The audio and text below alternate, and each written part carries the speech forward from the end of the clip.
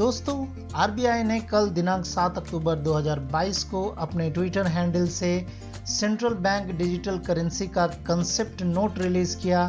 इस वीडियो में आज हम लोग उसी कंसेप्ट नोट के इम्पोर्टेंट टॉपिक्स पर चर्चा करेंगे और आरबीआई ने डिजिटल रुपी के बारे में क्या क्या प्लान करके रखा है और क्या क्या इसकी एम्बिशंस है, इसके बारे में हम लोग समझेंगे। दोस्तों, मैं हूं शहज़ब खान, आपका दोस्त और मेज़बान। चलिए देखते हैं और समझते हैं। डिजिटल रुपी को लेकर आरबीआई के द्वारा समय समय पर कुछ न कुछ न्यूज़ आता रहा है, लेकिन यूनियन बजट 2022 में जब finance minister of India Shrimati Nirmala Sitharaman ji ने अनाउंसमेंट किया था, इससे सेंट्रल बैंक डिजिटल करेंसी को, डिजिटल रुपी को एक बहुत ही मजबूती मिली थी। आइए उसकी एक क्लिप देखते हैं। Introduction of a central bank digital currency will give a big boost to digital economy. Digital currency will also lead to a more efficient and cheaper currency management system. It is therefore proposed to introduce digital rupee using blockchain and other technologies to be issued by the Reserve Bank of India starting 2022 and 23. इसी को आगे ले जाते हुए RBI ने अपने Twitter handle से central bank digital currency का एक कंसेप्ट नोट रिलीज किया। अब समझते हैं आरबीआई की central bank digital currency CBDC क्या है। Central Bank Digital Currency (CBDC) is a digital form of currency notes issued by a central bank. Central Bank Digital Currency (CBDC) एक digital form है currency notes का, जिसे RBI issue करता है। RBI के द्वारा इशू किए जाने वाले कोई भी पेपर नोट्स के बराबर ही, समतुल्य ही डिजिटल रुपीस भी होते हैं। इसका मतलब ये हुआ कि 100 रुपये का डिजिटल रुपी जो है 100 रुपये के नोट के बराबर है। दुनिया के कई देशों के द्वारा सीबीडीसी के इशू करने की तैयारी की जा रही है और उससे संबंधित संभावनाएं ढूंढी जा रही है, लेकिन किसी भी सीबीडीसी को लॉन्च करने का या उसे इशू करने का किसी भी देश के लिए उसकी आंतरिक रिक्वायरमेंट्स पे डिपेंड करता है। इसका मतलब ये हुआ कि अगर कोई देश अलग अलग टापू में बटा हुआ है तो जाहिर सी बात है कि वहाँ पर पैसे का लेन देन उस हिसाब से नहीं हो पाएगा जहाँ पर एक बड़ा देश जो आपस में बिल्कुल जुड़ा हुआ है। इस कंसेप्ट नोट में आरबीआई ने सीबीडीसी यानी डिजिटल रुपी के ऑब्जेक्टिव्स, चॉइसेस, बेनिफिट्स और इसके इशू करने के रिस्क से संबंधित सिनारियोज के बारे में चर्चाएं की हैं। पैसों के लेन देन के मामले में जो भी तरीके अभी तक हम लोग अपना रहे हैं, उसमें डिजिटल रुपये एक नया तरीका और एक नया ऑप्शन बनकर सामने आएगा, जिसके जरिए हम लोग पैसे का लेन देन आसानी से कर पाएंगे।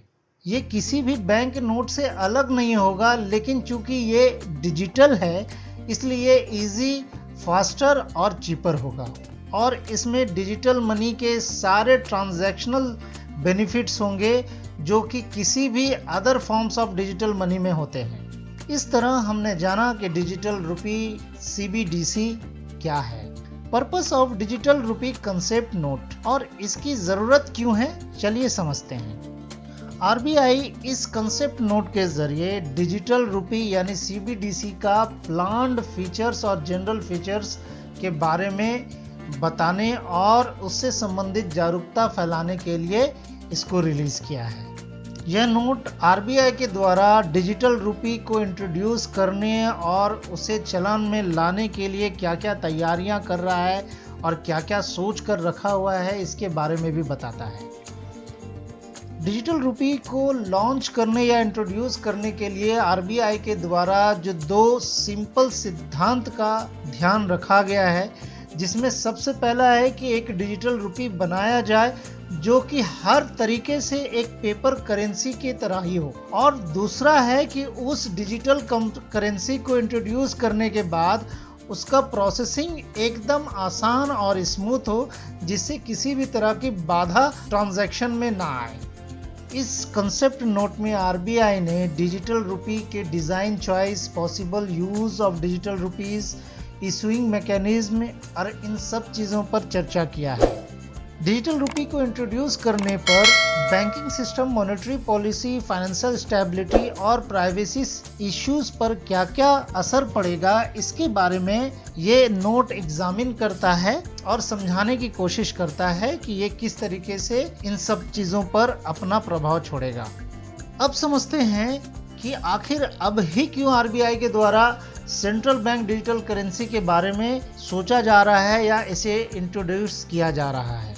जैसा कि हम लोग सभी जानते हैं कि रिजर्व बैंक का एक कोर फंक्शन है कि वो करेंसी का मैनेजमेंट करे और आरबीआई की जिम्मेदारी ये भी है कि वो पैसों के design, production, overall management of Nations currency, यहाँ तक कि adequate supply of clean and genuine notes in the country का भी ध्यान आरबीआई को रखना पड़ता है। पैसों का इतिहास हजारों साल पुराना है और ये हमेशा हम लोगों को आकर्षित करता है। जहाँ सामानों के आदान प्रदान से लेकर वैल्यूएबल मेटल कॉइन्स जैसे ब्रॉन्ज और कॉपर के बने कॉइन्स और फिर बाद में जाकर सोने और चांदी के बने कॉइन्स चलन में आए। सिक्कों के इस्तेमाल से पैसों के इतिहास में एक बहुत बड़ी उपलब्धि प्राप्त हुई, क्योंकि कॉइन्स की ही वजह से लोग पहली बार वजन की जगह नंबर से पेमेंट करना शुरू किए और इसकी वजह से लोग आगे चलकर अपने सामान और बिल का कंसेप्ट समझने लगे और उस पर अपना ट्रांजैक्शंस करने लगे। पेमेंट सिस्टम के कई इवोल्यूशंस के बाद पैसों के लेन देन और उसे इस्तेमाल करने का तरीका बदल गया है और आने वाले वक्त में हम लोग ये भी देखेंगे कि पैसे का इस्तेमाल और उसका असर में आने वाले वक्त में काफ़ी बदलाव होंगे और बेहतर होंगे। पैसों के लेन देन में हम लोग सबसे पहले सामान के बदले सामान, फिर सामान के बदले कॉइन्स, कॉइन्स के बदले पेपर नोट्स और अब पेपर नोट्स के बदले डिजिटल करेंसी का इस्तेमाल हम लोग अब देखेंगे और आने वाले वक्त में इस्तेमाल करेंगे। इस तरह से बदलते हुए मनी के फॉर्म्स और तरीके में इकोनॉमी में एक नया फाइनेंशियल लैंडस्केप बना रहा है, जो कि आने वाले वक्त में पैसों के रूप और स्वरूप और उसके चलन में काफ़ी बदलाव लाएगा। अब हमारे पैसों के इतिहास में कटिंग एज टेक्नोलॉजीज और डिजिटलाइजेशन ऑफ मनी की वजह से एक नया माइलस्टोन प्राप्त होगा, क्योंकि अब ये तकनीक हमारे देश में बिल्कुल व्यापक है और इजीली अवेलेबल है। इसलिए आरबीआई ने अब एक नए फॉर्म ऑफ मनी यानी सेंट्रल बैंक डिजिटल करेंसीज के डेवलपमेंट में और उसे इंट्रोड्यूस करने के लिए सोच रही है। डिजिटल रुपी यानी सेंट्रल बैंक डिजिटल करेंसी के की मोटिवेशंस क्या क्या हैं? सेंट्रल बैंक डिजिटल करेंसी चूंकि आरबीआई के द्वारा रिलीज किया जाएगा, इसलिए इसमें वो सारे फीचर्स और वैल्यूज होंगे जो एक पेपर बैंक नोट के लिए होती है। ये वो सारे एडवांटेजेस, वो सारा trust, safety, liquidity, settlement finality और इंटेग्रिटी अपने पास महफूज रखेगा, जो कि किसी भी एक बैंक नोट या कॉइन्स में आरबीआई के द्वारा दिया जाता है। सीबीडीसी को इशू करने का एक प्रमुख वजह यह भी है कि इसमें जो है ऑपरेशनल कॉस्ट काफ़ी कम होगा, क्योंकि फिजिकल कैश को मैनेजमेंट करने के लिए काफ़ी पैसे खर्च करने पड़ते हैं गवर्नमेंट को और ये एक राजस्व घाटा होता है। वित्तीय समावेशन को बढ़ावा देना, पेमेंट सिस्टम में फ्लेक्सिबिलिटी, एफिशिएंसी और उसकी नए नए इनोवेशंस का इस्तेमाल करना, सेटलमेंट सिस्टम को और भी ज़्यादा कारगर और लचीला बनाना भी एक प्रमुख वजह है सीबीडीसी को इंट्रोड्यूस करने का। सीबीडीसी क्रॉस बॉर्डर पेमेंट्स के सारे फीचर्स को प्रोवाइड करने का वादा करती है। ये किसी भी वर्चुअल क्रिप्टो करेंसी के द्वारा दी जाने वाली सुविधा के सारे बेनिफिट्स डिजिटल रुपी प्रोवाइड करेगी, परंतु डिजिटल रुपी के साथ ऐसा कोई भी रिस्क नहीं होगा जो किसी प्राइवेट क्रिप्टो करेंसी के साथ जुड़ा होता है। CBDC के ऑफलाइन फीचर के इस्तेमाल से वैसे रिमोट लोकेशंस जहां पे बिजली और मोबाइल नेटवर्क की परेशानी है, वहां पर लोग आसानी से अपने ट्रांजैक्शंस और पैसों का लेन देन कर पाएंगे। सेंट्रल बैंक डिजिटल करेंसी को लाने की सबसे बड़ी और प्रमुख वजह यह भी है कि वर्चुअल क्रिप्टो करेंसी जो कि डिसेंट्रलाइज्ड ब्लॉकचेन सिस्टम पे चलती हैं, उनकी बनावट ऐसी है कि वो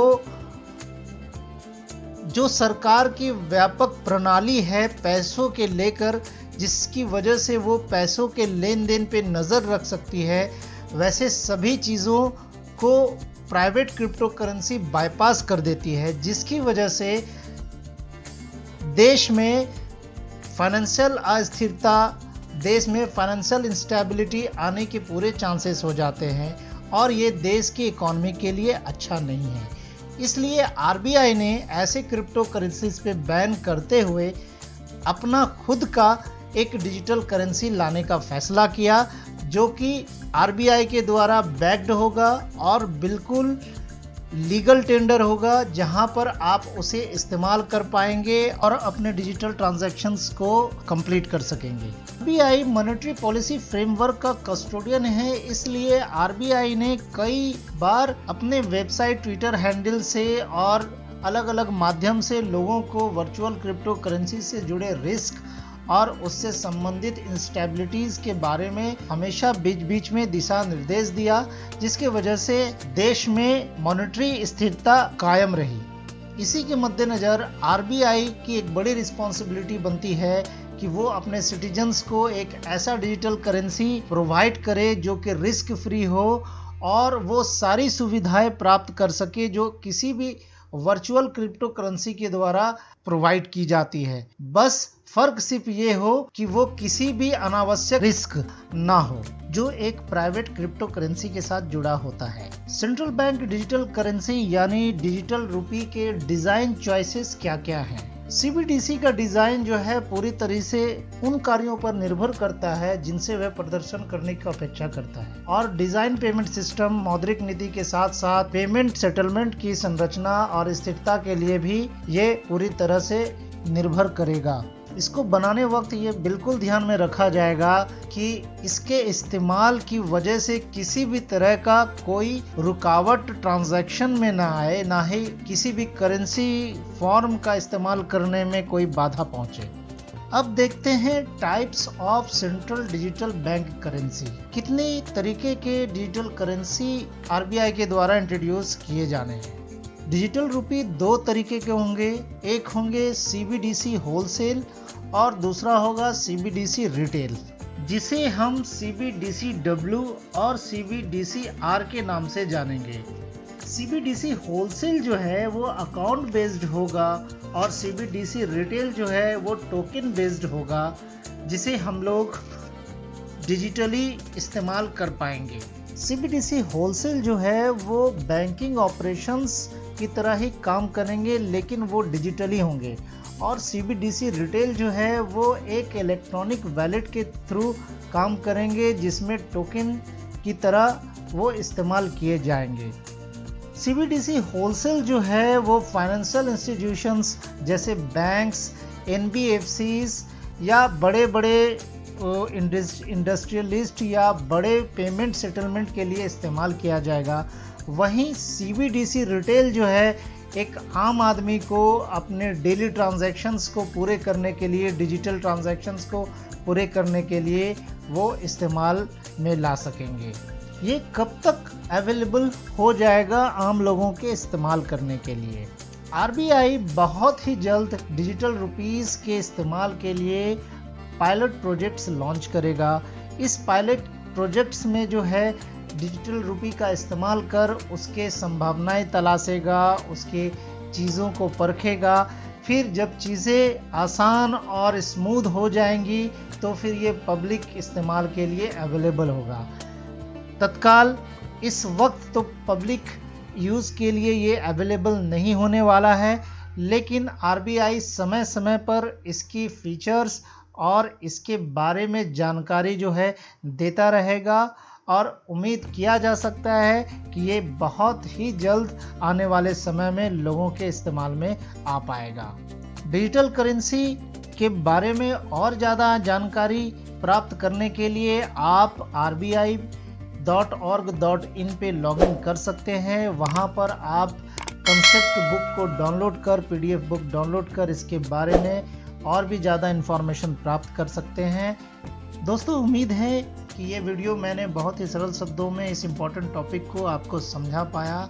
इस तरह के और भी इम्पोर्टेंट टॉपिक्स के वीडियो आपको मेरे चैनल के प्लेलिस्ट में दिख जाएगी। आप वहां पर जाकर इसे देख सकते हैं और जानकारी प्राप्त कर सकते हैं। अगर ये वीडियो आपको इन्फॉर्मेटिव लगी हो तो काइंडली मेरे चैनल को सब्सक्राइब करें और इस वीडियो को ज़रूर अपने फैमिली और फ्रेंड्स में शेयर करें और उन्हें ज़रूर से ज़रूर सब्सक्राइब करने के लिए आमंत्रित करें। मेरे लिए आपका सब्सक्राइब करना बहुत ही सपोर्टिव होगा। इस वीडियो को बनाने में मैंने काफ़ी मेहनत किया है, काफ़ी पढ़ाई किया है, तब जाकर मैं आपको सरल शब्दों में बता पाता हूँ। काइंडली मुझे सपोर्ट करें, मेरे चैनल को सब्सक्राइब करें। मिलते हैं किसी अन्य इंफॉर्मेटिव वीडियो में, तब तक के लिए thank you and peace be upon you friends.